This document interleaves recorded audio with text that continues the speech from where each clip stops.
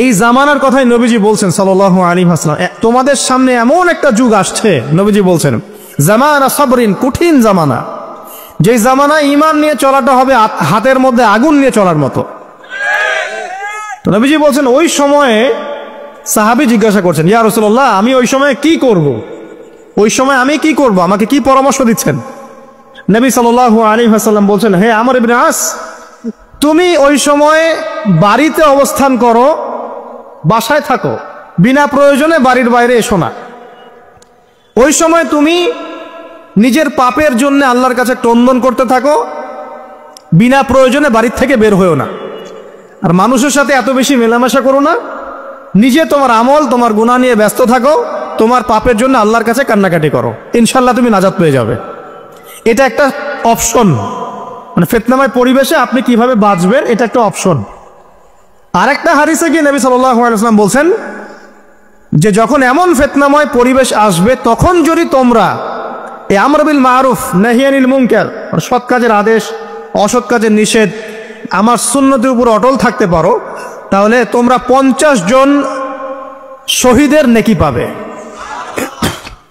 সাহাবায়ে কেরাম বলছেন, ইয়া রাসূলুল্লাহ, আমিনহুম আও মিন্না, তাদের মধ্যে 50 জন নাকি আমাদের মধ্যে 50 জন শহীদ? নবী করিম সাল্লাল্লাহু আলাইহি ওয়াসাল্লাম বলছেন, বাল মিনকুম, বরং তোমাদের মধ্যে 50 জন শহীদ। এটা অপশন নাম্বার 2। এক কি বললাম, আপনি নিজেকে নিয়ে ব্যস্ত থাকেন, বাসায় থাকেন, বিনা প্রয়োজনে বাড়ির থেকে বের হবেন না, মানুষের সাথে কম মেলামেশা করেন এবং নিজের পাপের জন্য আল্লাহর কাছে কান্নাকাটি করেন, নিজের আমল নামা নিয়ে ব্যস্ত থাকেন, ইনশাআল্লাহ নাজাত পাবেন। 2 নাম্বার, যদি আপনার কাছে আরো বেশি যোগ্যতা থাকে এবং আপনি আরো বেশি সাহসী হন এবং আপনি উম্মার, দেশের জনগণের কল্যাণ কামনা করেন, তাহলে অন্যদেরকেও এই ফিতনাময় পরিবেশে টিকে থাকার ফর্মুলা বলে দেন। এখানে সবর করেন, আমর বিল মারুফ নাহি আনিল মুনকারের কাজ করেন, আল্লাহ পাক আপনাকে ইনশাআল্লাহ 50 জন শহীদ সাহাবীর নেকি দিবেন ইনশাআল্লাহ। আরো অপশন আছে। কি অপশন? ওই যে আসহাবুল কাহফ কি করেছিল, একটা ফিতনাময় পরিবেশ থেকে নিজেরা আস্তে করে সরে গিয়েছে।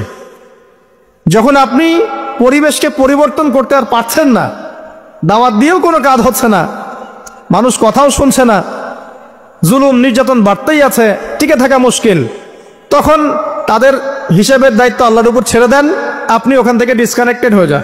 হয়তো আপনার কাছে মনে হচ্ছে না এখন ওই যুগ আসে নাই, কিন্তু আমি আপনাকে বলে দেই যে কোরআন এবং সুন্নাহর চোখ দিয়ে যদি আপনি দেখতে শেখেন এবং বর্তমান বিশ্বের প্রেক্ষাপটটা অ্যানালাইসিস করার যোগ্যতা আপনি অর্জন করেন কোরআন সুন্নাহর চোখ দিয়ে, আপনি বুঝতে পারবেন সেই সময় অনেক আগেই চলে এসেছিল। এখন ফিতনা এবং ফাসাদময় এই পরিবেশে আমরা কি করতে পারি? আপনি কি করতে পারবেন? আপনি নিজেকে পরিবর্তন করতে পারবেন, আপনার পরিবারকে পরিবর্তন করতে পারবেন। এতটুকু আপনার পক্ষে এখন পর্যন্ত সহজ, ঠিক না বে ঠিক কথা? এটা আপনি এখন করতে পারবেন। তো এটার ফর্মুলা কি? ফর্মুলা ঘাটতে গিয়ে আল্লাহ পাক আমার মাথার মধ্যে একটা হাদিস নিয়ে এসে দিলেন। আসলে কিয়ামতের মাঠে আমি জান্নাতে যেতে পারবো কিনা আমি নিজেই জানি না। যখন কোনো মানুষ নিজেকে অনেক বড় মনে করা শুরু করবে, বুঝে নিবেন সে ইবলিসের আনুগত্য করা শুরু করেছে আর কি। কারণ ইবলিস বলেছিল, আমি খলাকতানি মিন নার ওয়া খলাকতাহু মিন তিন, আমাকে সৃষ্টি করেছেন আগুন দিয়ে, আদমকে সৃষ্টি করেছেন মাটি দিয়ে, আমি কেন আদমকে সিজদা করতে যাব? তো এটা ইবলিসের চরিত্র, আবা ওয়াস্তাকবার, সে উদ্ধত হয় এবং অহংকার প্রদর্শন করে। তা আমি মনে করি যে আমি কিছু বলি না, আল্লাহ রাব্বুল আলামিন আমাকে বলার তৌফিক দেন মাত্র, আলহামদুলিল্লাহ। তা আমার মাথায় একটা হাদিস আসছে, সকাল থেকে ঘুরছে। সেটা হচ্ছে, দেখুন বারা ইবনে আযিব রাদিয়াল্লাহু আনহু থেকে বর্ণিত হাদিসটা আসছে এবং হাদিসটা বিশুদ্ধ। এখান থেকে আমি মূল আলোচনা যাচ্ছি যে একদিন আনসার মানুষদের মধ্যে, আনসার কারা? আমাদের আনসার বাহিনী। আনসার কারা? যারা মুহাজির সাহাবীদেরকে আশ্রয় দিয়েছিল মদিনায়, তাদেরকে কি বলা হয়? আনসার। তাহলে শব্দটা সুন্দর না? তাহলে আমাদের বাহিনীর নামটাও সুন্দর, মাশাআল্লাহ। তো আনসার সাহাবীদের মধ্যে একজন ইন্তেকাল করেছেন, ইন্না লিল্লাহি ওয়া ইন্না ইলাইহি রাজিউন। এখন তাকে দাফন করা হচ্ছে, আর নবী সাল্লাল্লাহু আলাইহি ওয়াসাল্লাম কবরের পাশে চুপ করে বসে পড়লেন। তার বসা দেখা দেখি বাকি সাহাবীরাও তাকে ঘিরে গোল করে বসে পড়লেন। তারা বলছেন আমরা এমনভাবে এখানে বসেছিলাম যেন আমাদের মাথার উপরে পাখি এসে বসতে পারে, চুপচাপ, কোনো নড়াচড়া নাই। দেখেন রাসূলের সাথে বসার সুন্নত, দেখেন কোরআন এবং হাদিসের মাহফিলে বসার কিন্তু সুন্নত আছে। এখানে বসে দুনিয়াবি এত গল্পগুজব করা যাবে না, এই মোবাইল টোবাইল হাবিজাবি নিয়ে এত ব্যস্ত থাকা যাবে না, দিলের কান দিয়ে শুনতে হবে, ঠিক আছে? আদব আছে, না হলে কথা আপনার উপর তাসির করবে না। তারা এমনভাবে বসেছিলেন যেন মাথার উপরে পাখি বসতে পারে, সুবহানাল্লাহ। এবার নবী করিম সাল্লাল্লাহু আলাইহি ওয়াসাল্লাম বলছেন যে যখন মাইয়েতকে কবরে শোয়ানো হয় তখন সে তাকে দাফন করে যাওয়া ব্যক্তিদের হাঁটার খসখস আওয়াজ শুনতে পায়। এরপরে তাকে যখন শুইয়ে দেওয়া হয়, সে যদি মুমিন ব্যক্তি হয় তাহলে তার মাথার দিকে তার সলাত এসে দাঁড়িয়ে যায়। দুনিয়াতে আপনি যে নামাজগুলো পড়েছেন, আমি যে নামাজগুলো পড়ছি, এগুলো মাথার দিকে দাঁড়িয়ে যায়। ডান দিকে চলে আসে তার সওম, সওম মানে কি? রোজা। বাম দিকে চলে আসে যাকাত, যাকাত মানে কি? যাকাতের সাথে তো আমরা পরিচিত নই। আমরা ওই যে রাস্তাঘাটে যে দান খয়রাতগুলো উঠানো হয় এগুলোর সাথে খুব পরিচিত, তাই না? কত টাকা কত পয়সা, কি কি গান গড়ে আর টাকা কালেকশন করে না? অনেক সময় দেখা যায় রাস্তায় যাচ্ছি আমরা গাড়ি নিয়ে, পারলে গাড়ির সামনে এসে হুমড়ি খেয়ে পড়বে টাকা নেওয়ার জন্য। এইভাবে টাকা কালেকশন করতে কে শিখিয়েছে ইসলামে? আর আমরা অনেক সময় ছোট ছোট বাচ্চাদেরকে দিয়ে, মাদ্রাসার ছোট ছোট বাচ্চাদেরকে দিয়ে টাকা কালেকশন করাই। এটা ঠিক না। কেন ঠিক না জানেন? ছোটবেলা থেকেই ওর ব্যক্তিত্ব নষ্ট হচ্ছে। এই হাতটা উত্তম না এই হাতটা উত্তম? উপরের হাত উত্তম, নিচের হাত উত্তম? তো ছোটবেলা থেকে সে নিচের হাতে অভ্যস্ত হচ্ছে। দেখেন, এত টাকা পয়সা কালেকশন করে আমাকে আর একটা স্বতন্ত্র মসজিদ করতেই হবে জরুরি? খুবই জরুরি ছিল। মানুষের কাছে হাত চেয়ে, হাত পেতে রাস্তাঘাটে এরকম করে গাড়ি থামিয়ে, তারপরে কি বলবো, সুর করে গান গেয়ে এত টাকা পয়সা কালেকশন করতেই হবে? মসজিদটা আমাকে টাইলস ফিটিং করতেই হবে? এসি মসজিদ করতেই হবে? আমরা এমনও মসজিদ রংপুরে দেখেছি 10 বছরেও টাকা কালেকশন শেষ হয় নাই। 10 বছর ধরে কালেকশন হচ্ছে। আমি ছোটবেলা থেকে দেখছি কালেকশন হচ্ছে। কি বুঝলেন? তো এগুলো আমাদের ব্যক্তিত্ব নষ্ট করে। মুসলিমরা উপরের হাতের মালিক। সারা বিশ্ব আমরা একসময় চালিয়েছি। এই পশ্চিমা সভ্যতা আমাদেরকে কি শিখায়? সারা বিশ্ব আমরা চালিয়েছি।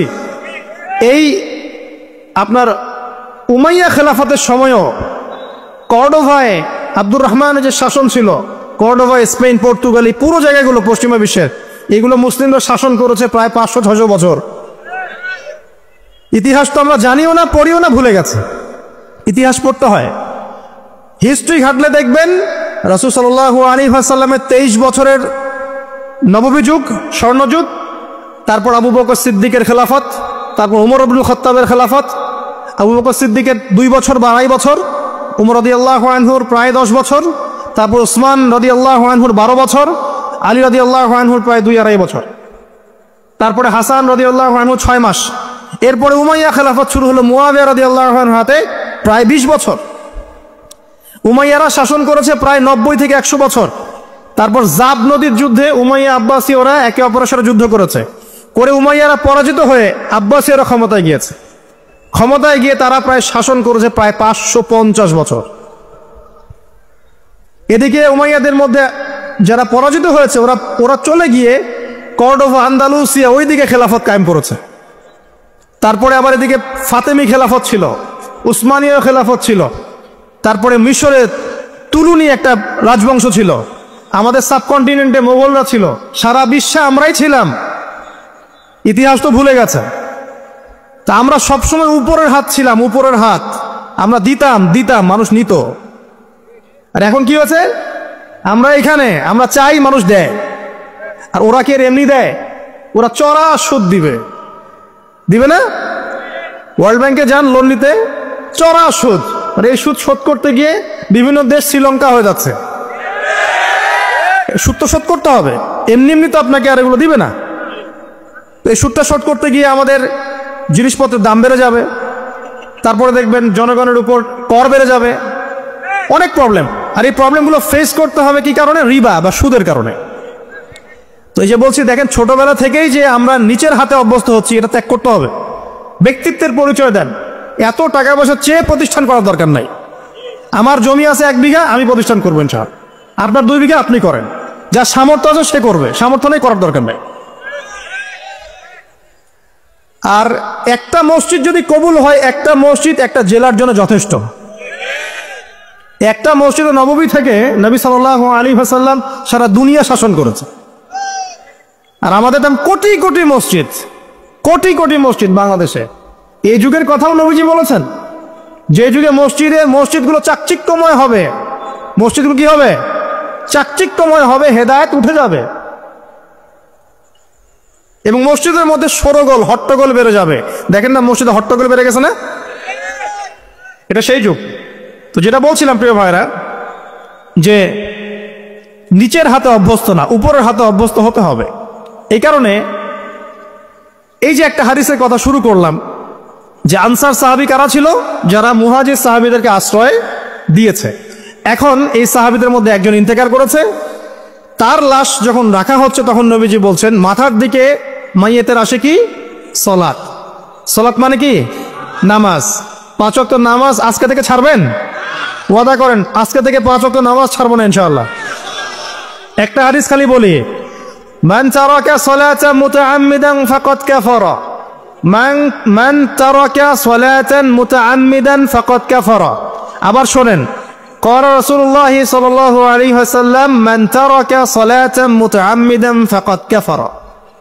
আর মুয়াজ বিন জাবাল রাদিয়াল্লাহু আনহু কে নবীজি বলেছেন, মান তারাকা সালাতা মুতাআম্মিদান ফাকাদ বারিয়াত মিন জিম্মাতিল্লাহ।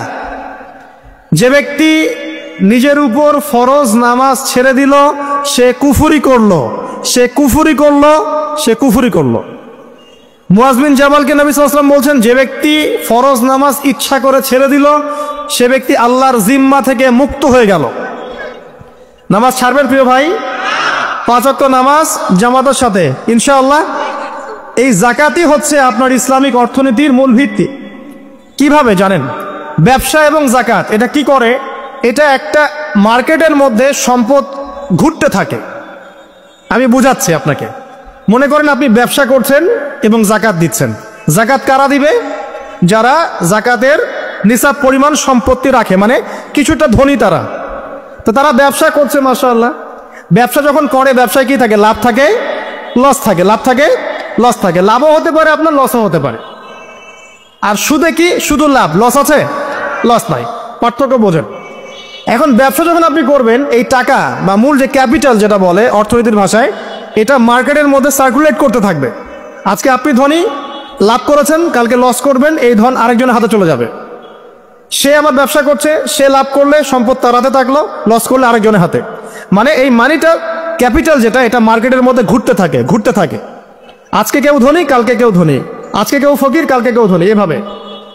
এখানে আল্লাহ পাক যাকে ইচ্ছা হয় ধন দেন, যাকে ইচ্ছা হয় দরিদ্র করেন। এটা আল্লাহ পাক নিয়ন্ত্রণ করেন। আবার এর মধ্যে যারা ধনী হবে তারা আবার যাকাত দিবে। কাকে যাকাত দিবে? যে গরিব তাকে। এই কারণে অর্থনৈতিক সাম্য থাকবে এবং টাকা, ক্যাপিটাল মার্কেটে সার্কুলেট করতে থাকবে। এটা হচ্ছে ইসলামিক ইকোনমিক্স। বুঝাতে পারছি না মনে হয়। আর রিবায় কি হবে? রিবায় কোনো লসের চান্স নাই। মানে এখানে ধনী আরো ধনী হতে থাকবে, গরিব আরো গরিব হতে থাকবে, প্লাস যাকাতও দিবে না। তখন সমাজের একটা অংশ অনেক ধনী হবে, আরেকটা অংশ একদম মাটিতে পড়ে যাবে, কোনো ব্যালেন্স হবে না। এই কারণে বিশ্বের একটা অংশ, ওই বিশ্বের একটা বড় অংশ যারা সুদখোর, যেখান থেকে সুদ এসেছে, ওইটা আস্তে আস্তে ধনী হয়ে গেছে এবং বিশ্বের বহু কান্ট্রি আস্তে আস্তে দারিদ্র্য সীমার নিচে চলে আসছে। এটা শুধু ব্যক্তির ক্ষেত্রেই নয়, এটা সমাজের ক্ষেত্রেই নয়, পুরো বিশ্বেটা হচ্ছে। তো এই হলো রিবা এবং ব্যবসা ভিত্তিক, যাকাত ভিত্তিক ইকোনমিক সিস্টেমের পার্থক্য, বেসিক ডিফারেন্স।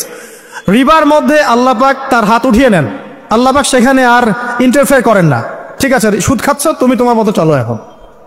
আর ব্যবসা ভিত্তিক ইকোনমিক্স চললে আল্লাহ পাক সেখানে কাউকে ধন দিবেন, কারো কাছ থেকে নিবেন। আপনার ধন নিয়ে আমাকে দিবেন, আমার ধন নিয়ে আপনাকে দিবেন। আর আমি যদি ধনী হই, আমি আমার যাকাত দিব, সেই যাকাতের টাকা আবার আপনার হাতে যাবে, কেউ না খেয়ে মরবে না। ফাযাক্কির ইন্নামা আনতা মুযাক্কির, আপনি শুধু উপদেশদাতা।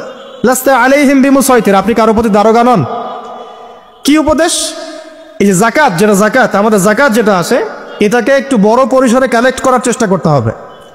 করে যদি আমরা সুষ্ঠু বন্টন করতে পারি গরিবদের মাঝখানে, ইনশাআল্লাহ কেউ খাদ্য অভাবে মারা যাবে না ইনশাআল্লাহ। আল্লাহ পাক আমাদেরকে বোঝার তৌফিক দান করুন।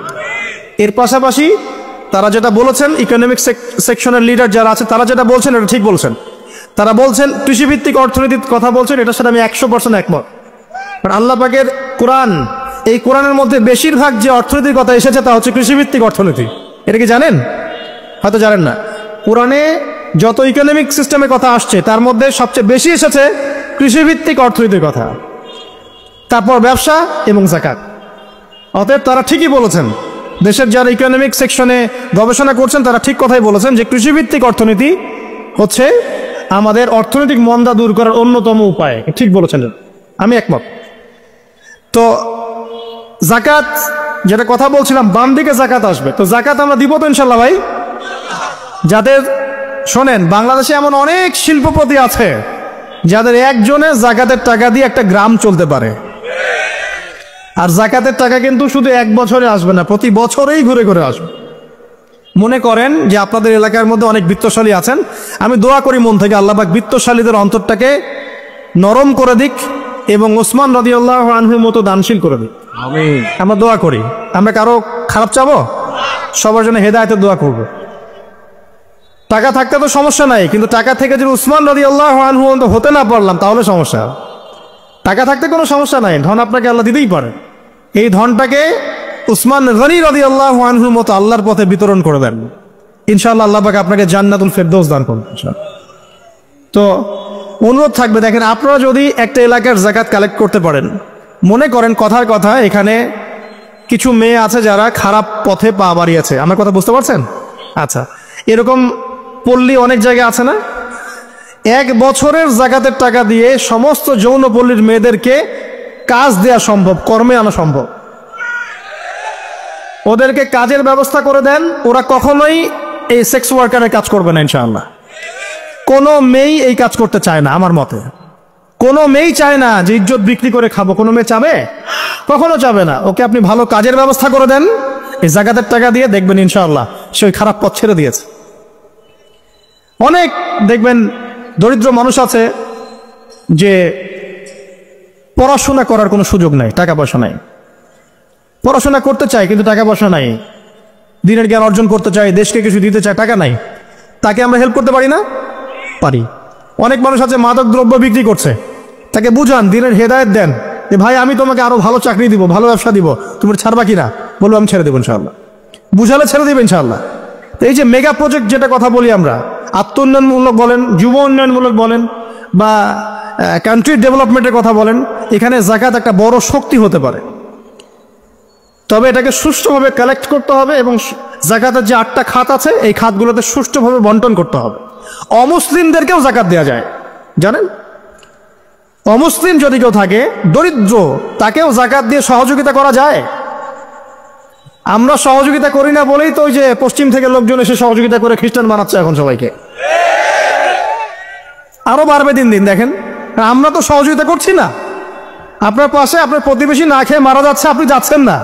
এখন তো অন্য কেউ এসে যদি সাপোর্ট করে, ও তো তার দলেই ভিড়বে তখন, স্বাভাবিক। এটাই হচ্ছে এখন। আল্লাহ বোঝার তৌফিক দান করুক আমাদেরকে।